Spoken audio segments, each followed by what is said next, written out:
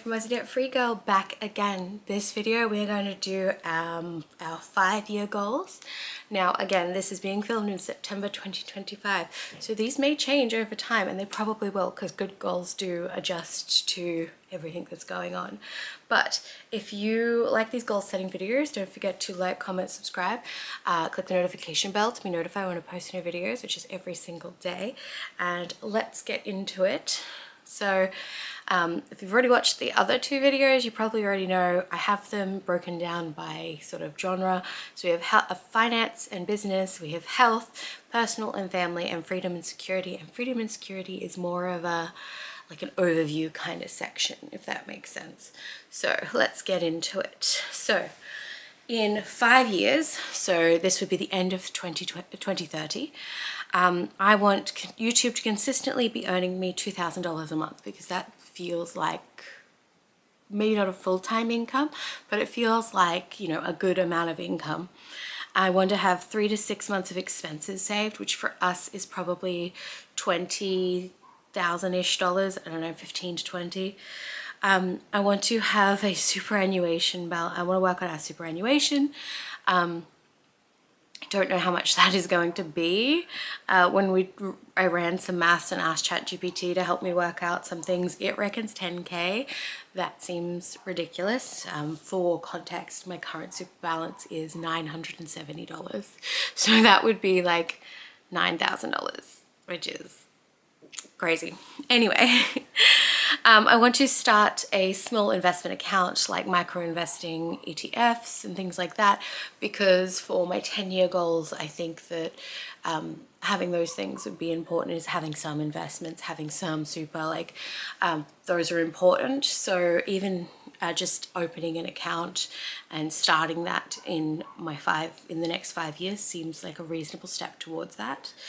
And I want to potentially in 5 years look at potentially outsourcing some of the editing for my videos, which might make being able to produce that income more sustainable with my health issues and stuff like that. Speaking of health, we're into the health goals. For weight, I want to be between 65 and 70, which would bring me down 15 to 20 kilos from where I am now, and would also bring me down, I think, what is that, 25 to 30 kilos from where I was.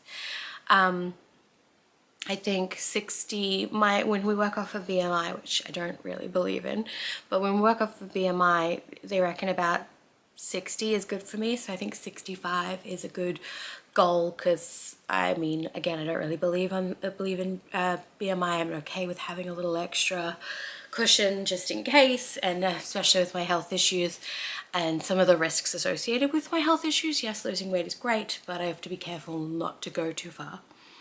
I want to be maintaining that weight, no yo-yoing and going up and down, but generally maintaining it. I want to have a lot of routines just be automatic, and I want to, so that I can conserve the energy I do have. And I want my flare days hopefully to be less frequent because of those routines, because I have like these things in place and we're used to it, if that makes more sense.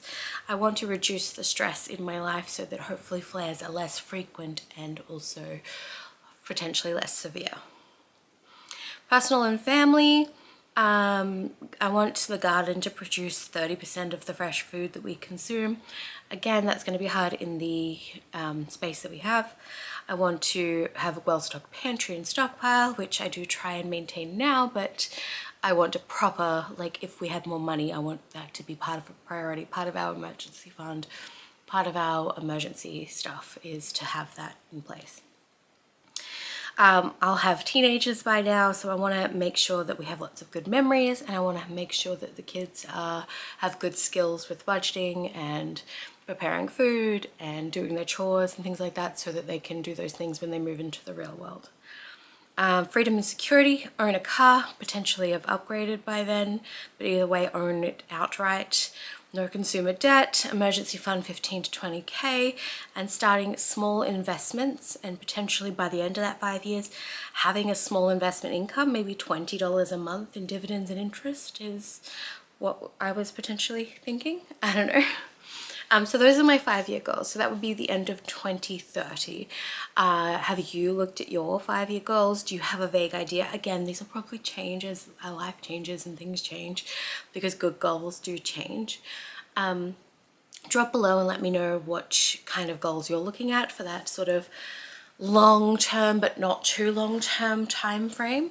I'd really love to find out. And then in the next video we will do 10-year goals, which, I mean, I think you guys are getting an idea now of like how I'm doing these goals and sort of what I'm working towards. So the 10-year goals are sort of what I want my life to look like in 10 years, and then we work backwards for the 5 and 1-year goals. So maybe the 10-year goals will make more sense, or make the other goals make more sense.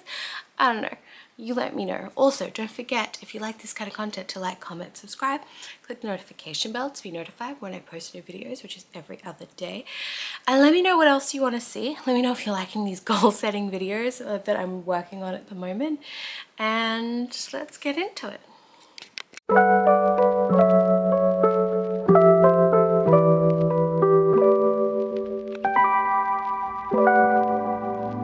Girl, you got me down so bad. I can't say enough. She pull up with that new thing.